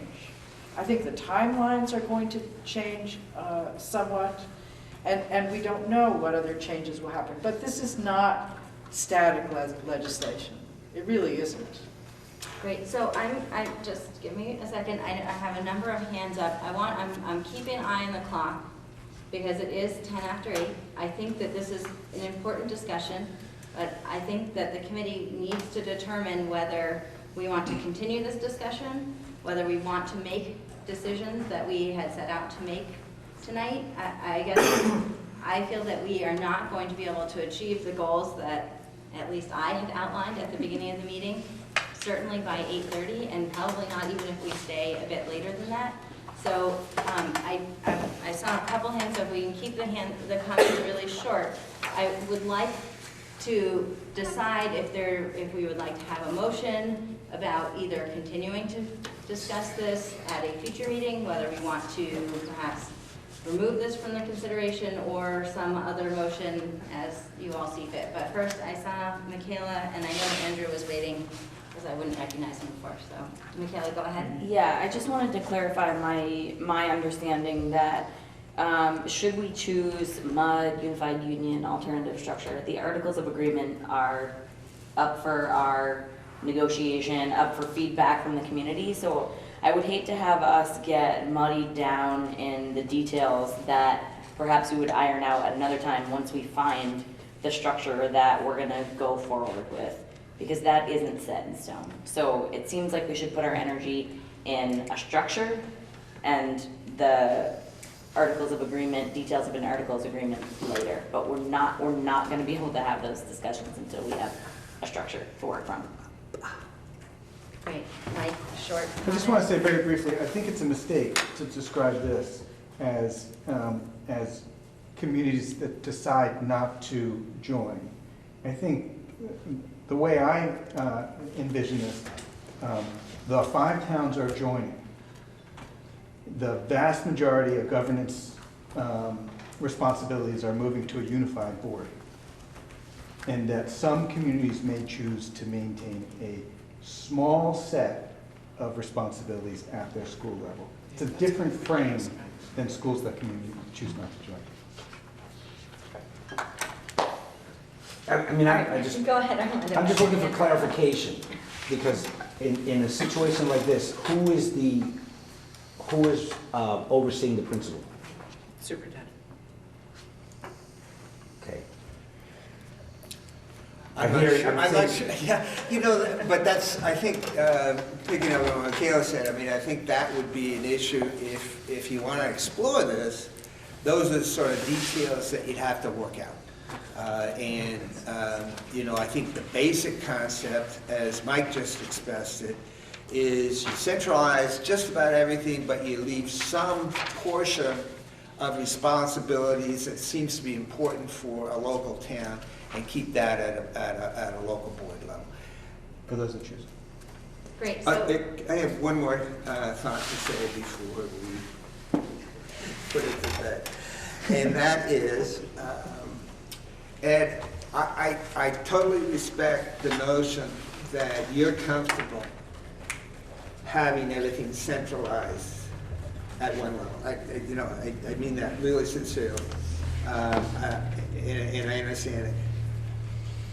There are others who might have some different perspective, and I think it really boiled down. I talked to Dave Sharp, when he came by our community forum back last spring, I think it was, and I said, David, it really is going to come down to do the towns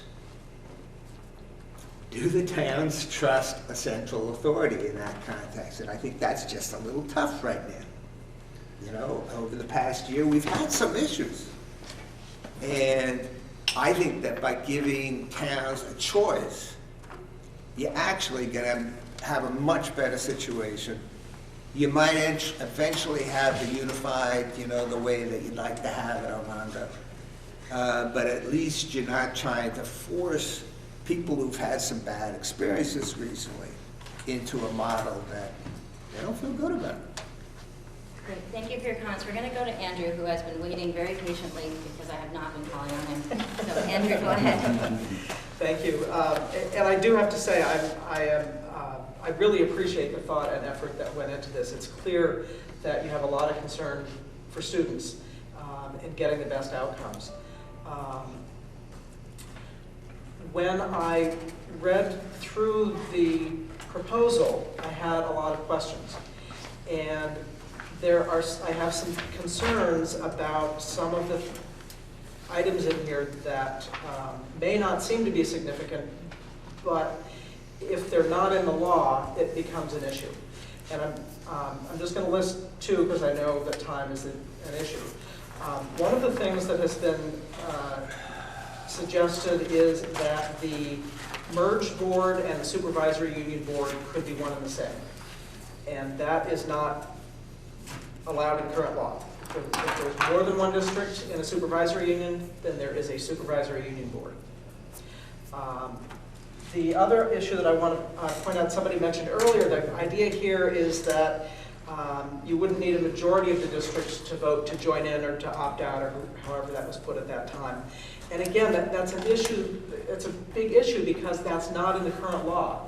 The current law says a majority, but not all of the districts can vote to join a modified union district. I'm just concerned that as well-intended as this proposal is, that there are too many questions that would require too much work, and that, in my opinion, are not likely to result in a structure that would pass muster by an attorney, by the Agency of Education, and by the state board. I'm really impressed with the effort and thought that has gone into this, but I simply think it's too far out of the box, and that I would not recommend that this avenue be pursued by this committee. Thank you. Great, so it's at 8:17. I guess I am looking to see if the committee has any sense of whether we would like to make a decision about having further pursuing this. Maybe I should say that more strongly. I feel that it's really important for this committee to determine whether we want to continue discussing and exploring what this could look like, or whether we feel that we would like to decide to put this model aside and to focus on some of the models that may be more in the preferred structure set out by the state. I am saying this only from the perspective that we have, as a committee, committed to a timeline of having a vote in November, and if you refer back to your timeline, we need to craft our articles in May, and we need to have them out for review starting in June. So with the timeline that we have committed to, we need to consider that if we feel that we need to have further exploration, which is something that we as a committee could decide, that would impact the timeline that we have committed to. So I think that it's important to keep that in the framework of what we're talking about. So we need to just acknowledge the implication of any decisions. Elin? Can I ask one quick question? This is the kind of thing, these things like the towns, the responsibilities that belong to the town, these were the kinds of things that I was hoping we would be able to put into the Articles of Incorporation, that we want local input into hiring principals, that we want some sort of board that's a link between the community, that, but I'm not sure if that's possible, if the Articles of Incorporation are only about money and property and lines of control. Would you like to answer that? I think, would it be fair to say that you're asking about some sort of local, and here's the distinction, it is important, input, for example, in the hiring of a principal? So I guess I have two answers to that question. The first is that it has to be very clear, back to Armando's question, about who's hiring the principal. Who does the principal report to? In terms of something along the lines of community involvement in hiring decisions, that is something that could be written into the articles, where you might say, you know, or up to 5 members of the community would be on a hiring committee. Or something like that, there must be a monthly meeting, or can you put that level of detail. I think some, There has to be a I think global some community mer- meeting. I think some merged boards have said something along the lines of we will meet in each community X times per year. I don't know if that answers, does that answer all your questions? Yes, that I'm not answers sure my I- question for now. And I think that we have raised in the past that there's the distinction of what this committee will put into the articles that will be voted, and then the types of policy that would be written by the transitional board, which, you know, any members of this committee could potentially run for that board as well, right? So that transitional board would be establishing a lot of those more specific policies and operating practices. Okay, so Nancy had her hand up. Do you still have your hand up? I do. Okay. I guess in response to what you said, Andrew, it seems to me incongruous that we would be encouraging in kids a spirit of innovation and thinking out of the box, but not be willing to consider an idea that is indeed a bit out of the box. I mean, another incongruous part of this, the decisions we're faced with here, is that we have an agency of education that's focused on, through Act 77, on personalizing learning and making decisions about learning be increasingly made closer and closer to the kid, in fact, even sometimes by the kid, and yet we'd be considering a governance models that take governance farther and farther away from where individual kids are learning. So, I mean, the incongruities of this are astonishing to me. But I would just say, that being said, I do think that I would urge us to not eliminate this possibility tonight, to this idea, this model. It's not perfect.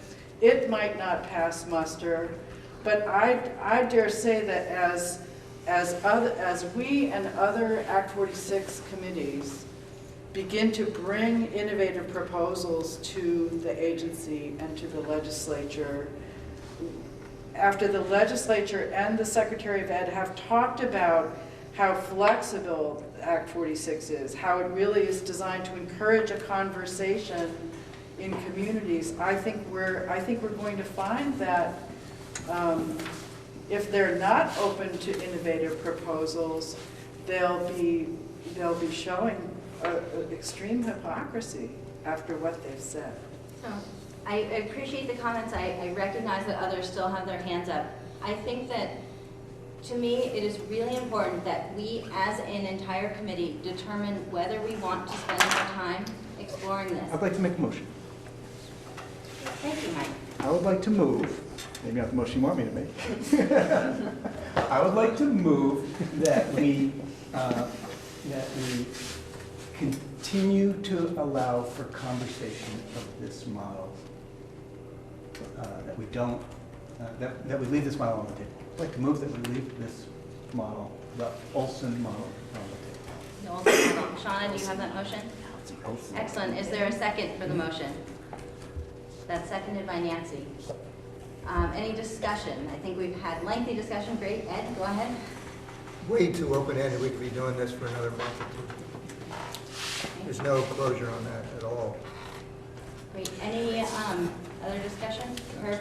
Yeah, Ed, this is the first time that we had a discussion about this concrete proposal. Way back in November, we were talking about gathering the information that we're trying to gather now. We were talking about putting out an alternative structure. I don't want this to go on any more longer than you, but I think it is really, really unfair to have, after this has been tabled numerous times by the committee, to say, okay, this is it, we're not going to talk about it anymore. That's just not fair. So, thank you, Herb. Any other discussion? You made the motion. Do you get to discuss your motion? Go. Okay, briefly. Just in response to Ed, I don't, my motion is not to table it today. Is to leave it, is to not take the action today. So in the future, the committee could decide something. Great, so I would like to call a vote. So Shauna, could you read back the motion for us, please? Mike Fisher moved to leave H. Olson's model on the table. Seconded by Nancy Bruno. Excellent. So could all those in favor of the motion please raise your hands high so that we can have a count? Okay, great. So that's 1, 2, 3, 4, 5. Excellent. And those opposed? That's 1, 2, 3, 4, 5, 6. So the motion doesn't pass. That leaves us in the middle. Okay. Oh, wow. So I'll make a different motion, and that is simply that we table the next item on the agenda at least until the next meeting. So her motion is to table the choosing a model to pursue agenda item to the next meeting? Is that what you mean? I want to amend that, I'm sorry. I'd like to table the next agenda item until we have some opportunity to ask the community what they think of this bill. We voted on that earlier, didn't we? What's that? Didn't we vote on that? We already voted on that. I think, I may be wrong, but I think we voted on that. Not exactly that language? It But we does voted seem on- quite similar to the vote that we had earlier, the motion that did not pass. Just, my motion earlier was to not make any decisions about. Oh, okay. So this is to not make any further decisions. I suppose we can, if there is a second, I I suppose move we to can have a vote that. public meeting where you briefly describe the decisions before us regarding a governance structure before the group decides on the structure. This motion failed. I'll withdraw my motion. Okay. Steve? I'd like to make Herb's original motion and to propose that we delay choosing the model to pursue until our next meeting. Okay, is there a second? Oh, Yeah, sorry. Were you No, that's done your fine. motion? That'll do. Okay, is there a second? Seconded by Mike? Wait, what was that? I'm sorry. I just, to defer 5C until our next meeting. Okay, table item number 5C. And it was Okay. seconded by, Mike Fisher. Is there any discussion? Steve? I'm sorry, I didn't want to put it in the motion. My only point is that on our timeline, April 2016 is to determine our proposed governance structure. Nominally, our second meeting in April, I realized that it got pushed to the very early in May, but I would claim that that's still in April.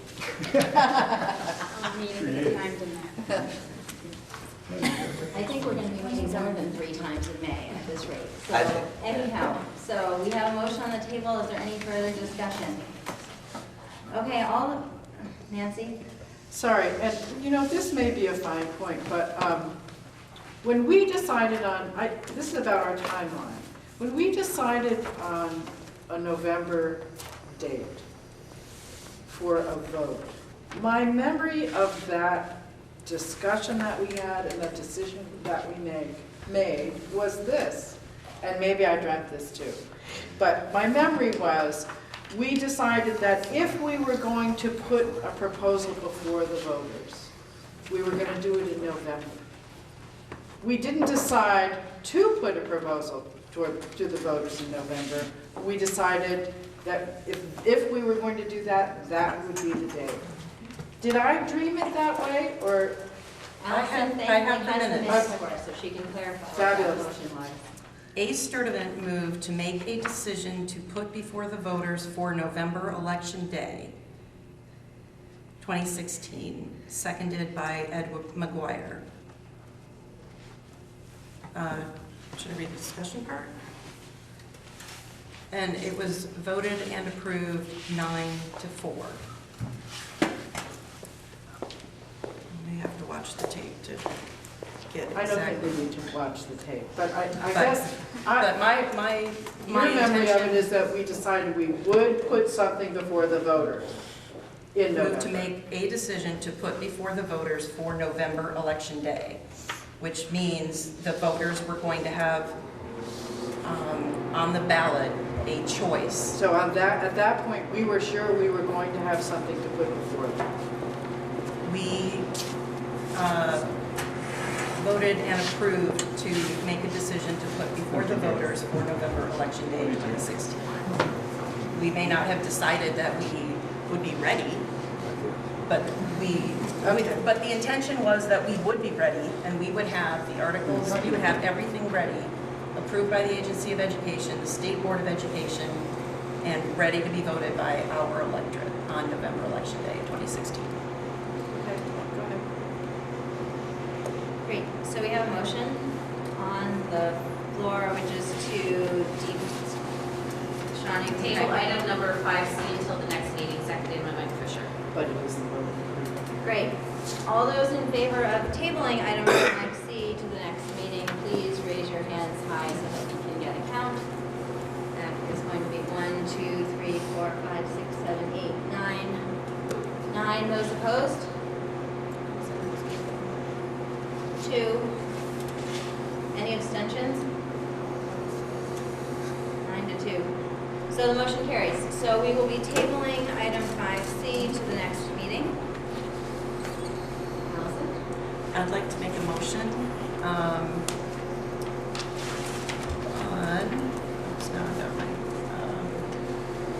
on 5B, Olson alternate governance proposal. I make a motion that we eliminate the alternative governance structure as proposed by Herb Olson's March 30th, 2016 communication to the ANESU Act 46 Study Committee, as well as Herb Olson's first version supplied to the ANSU Act 46 Study Committee, that communication which was entitled A New Governance Structure for the 5-Town Schools. How you doing, Shauna? Is it all right if I just put the A sort of it moves to eliminate H. Olson's Act 46 alternative structure or alternative model structure?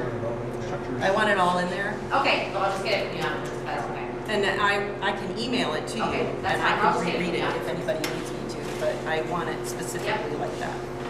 Okay, is there a second for the motion? Seconded by Don Griswold. Any discussion? Herb? I thought we had just had a motion on that very same point. If we had not moved to table, I mean, basically by tabling, choosing a model, and now you're saying eliminate the only other alternative, aren't you making, contradicting what the voters just did? Herb, It's I a would motion. agree it's potentially a gray area, although technically we tabled item 5C, so it doesn't preclude having a motion about item 5B. I would love to just call a vote on it and see what happens. Okay, anyone else want to discuss before we have a vote? Is everyone clear what the motion is? Michaela, you look like you have a question. Yeah, I mean, there are still two options on the table. We tabled making a decision, but a modified unified union is still on the table, and a unified union is still on the table. So by getting rid of the alternative structure, that doesn't mean that we have now chosen our structure.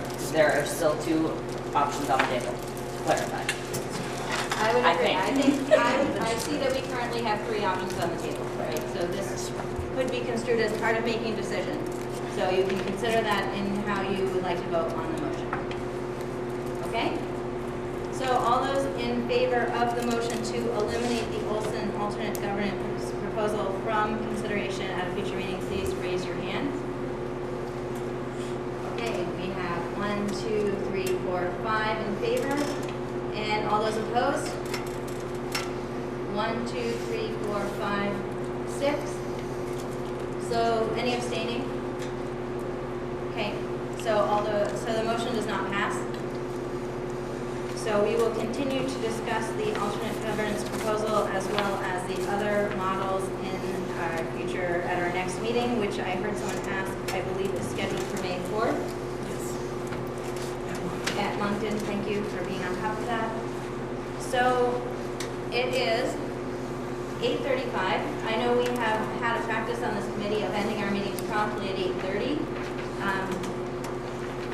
I don't know if our committee has any interest in changing that practice. Probably not at this moment because you all want to leave. I'm guessing that getting too far into a discussion of what articles we really want to customize is probably going to be difficult, having not made a decision about what model we want to pursue. I think that, so I personally feel like the best approach at this point is to table the items, agenda items 6 and 7. I want to take just a minute and talk about agenda item number 8 before we adjourn. It is important to me that we have a goal for our meetings. I come from the corporate world and we always have a goal when we get together of what we have to accomplish as a group. I think it's important because then you know at the end of the meeting if you got it done or not. So I would like to propose that our goals for our next meeting would be similar to the goals that I set out at the beginning of this meeting, that we need to make a decision about the structure that we would pursue.